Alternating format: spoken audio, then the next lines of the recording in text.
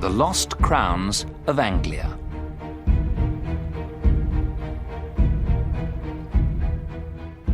Seaburgh is a small town by the sea on the east coast of England. This part of England is called East Anglia. I went to Seaburgh for a holiday in 1919 with my friend Henry Long. There were few visitors in Seaburgh that year. There was only one other visitor in our hotel. His name was Paxton. Paxton was a tall, thin young man. He looked worried and unhappy. One evening, when Henry and I were sitting in the hotel lounge, Paxton came up to us. "Excuse me," said Paxton. "I must speak to somebody. Something strange has happened to me. I'd like to talk to someone about it. May I talk to you?" "Of course," I said. "Please sit down and tell us about it." "A few days ago," Paxton said, "I went for a walk to Preston. Preston is a village about 5 miles from here. I took my camera with me. The church at Preston has an unusual door. I wanted to photograph it. There are 3 wooden crowns on the door. The village priest came out of the church. I asked him about the 3 crowns on the door. The priest told me a strange story. Many years ago," said Paxton, "Anglia was a kingdom. The last king of Anglia died over 1,000 years ago.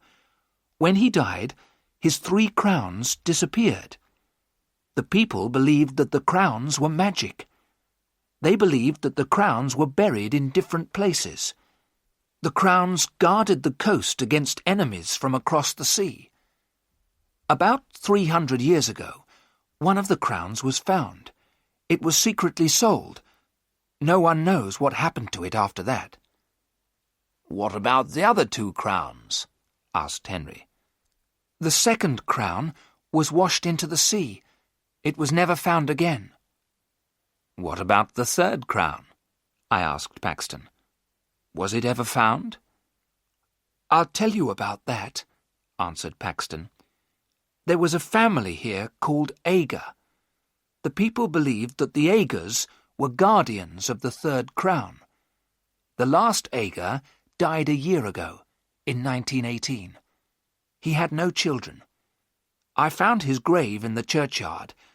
I wrote down what was written on the gravestone. William Ager, died the 21st of December, 1918, aged 28 years. Later, I went to the bookshop in Preston. By chance, I found an old book dated 1740. Inside it were some lines of poetry. "Nathaniel Ager is my name. I own the hill above the sand. All Ager's duty is the same, to guard the crown that guards the land.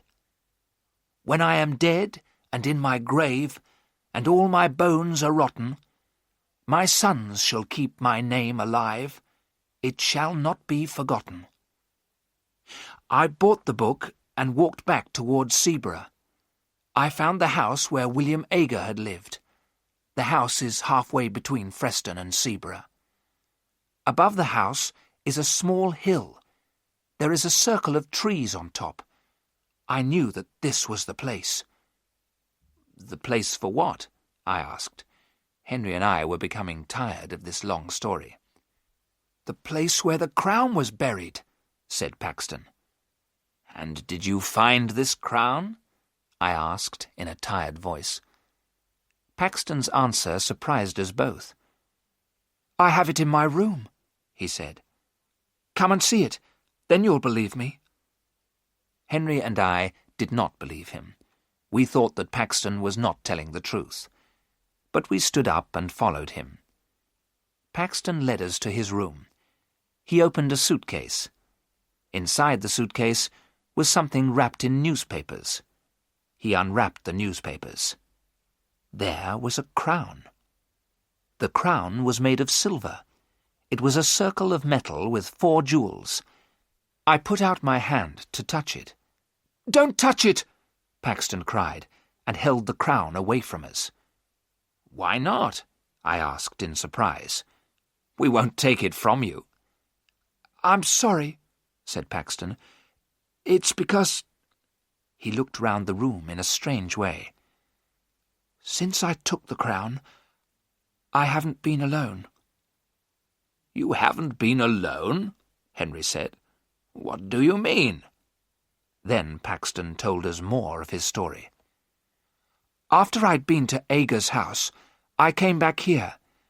I got a spade and a lantern. When it was dark, I went back to the hill above the house. I started to dig a hole at the top of the hill, in the centre of the circle of trees. As I was digging," Paxton went on, "I was sure someone was watching me. Once I thought I saw someone, but I wasn't sure. The person was always behind me. Once I felt someone pulling my coat. But then I found the crown. At that moment I heard a terrible cry behind me." "Who cried out?" I asked.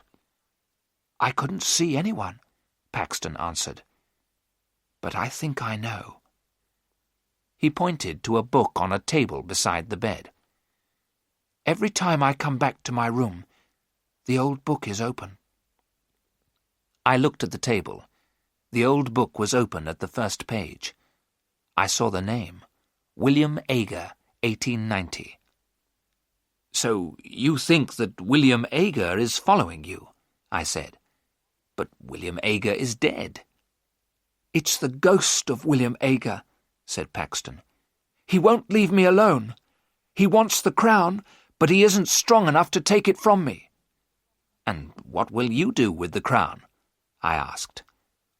"I'm going to put it back," said Paxton. "If you put it back, will William Agar's ghost leave you alone?" I asked. "I don't know," said Paxton, "but I must try." I saw that Paxton was very, very frightened.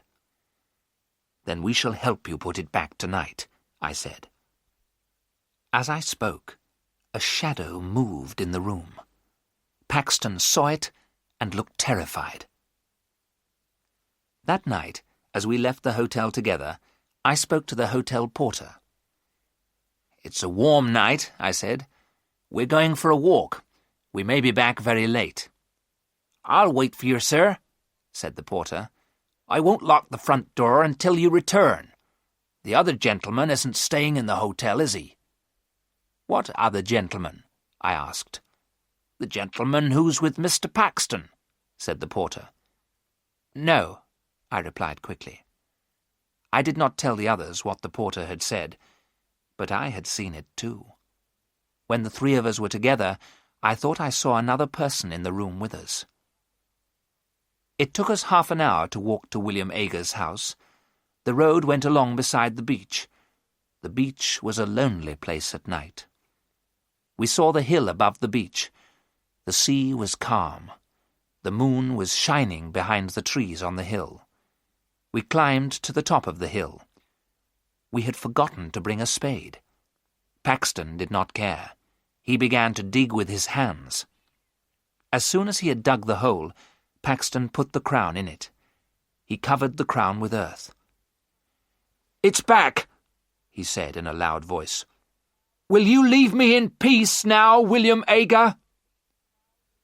We heard nothing, but Paxton turned to us and said, "William Agar says never." We took Paxton back to the hotel. He walked in silence, looking down at the ground. "Don't worry," I said. "Everything will be all right tomorrow. We'll put you on a train to London. As soon as you're on the train, you'll forget all about this." "He'll never let me go," Paxton said. The next morning, Henry knocked on my door before 7 o'clock. "Let's go and have breakfast," he said. "Then we'll take Paxton to the railway station." I got dressed and went downstairs. Henry was waiting for me. "Have you seen Paxton?" I asked Henry. "He's not in his room," he said. "I thought he was with you." We went quickly to the porter. "Have you seen Mr. Paxton this morning?" I asked. "Yes, sir," said the porter. "He went out a couple of minutes ago. In fact, I thought he was with you, sir." "With me?" I asked in surprise. "Yes, sir," the porter said. "I thought you were outside the hotel calling for him. It looked like you, sir. But I was reading the paper. Something strange happened at Preston yesterday." "What happened?" I asked. "A grave was opened at the church," the porter said. "The bodies disappeared." "Whose grave was opened?" I asked. "A man who used to live here," the porter replied. "A strange man called William Ager." Henry and I ran outside. Paxton was on the beach. He was walking quickly and waving to someone. We could not see who he was waving to. There was a thick mist coming from the sea. As we ran after Paxton, the mist became thicker. In a few seconds, we could not see Paxton, but we saw his footprints in the wet sand. The marks of his shoes were clear. There were other marks in the sand. They were made by someone who was not wearing shoes. The marks were strange.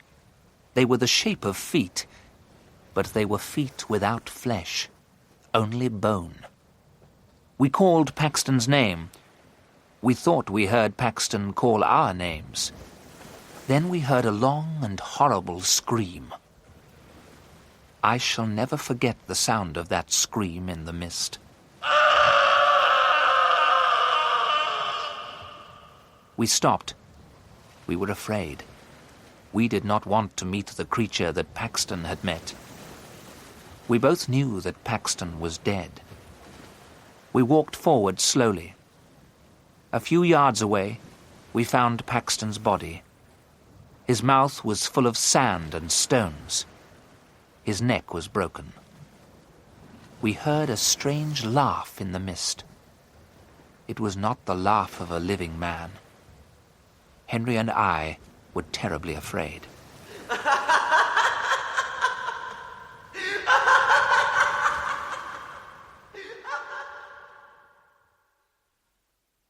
The police asked us a lot of questions. They never found out who murdered poor Mr. Paxton.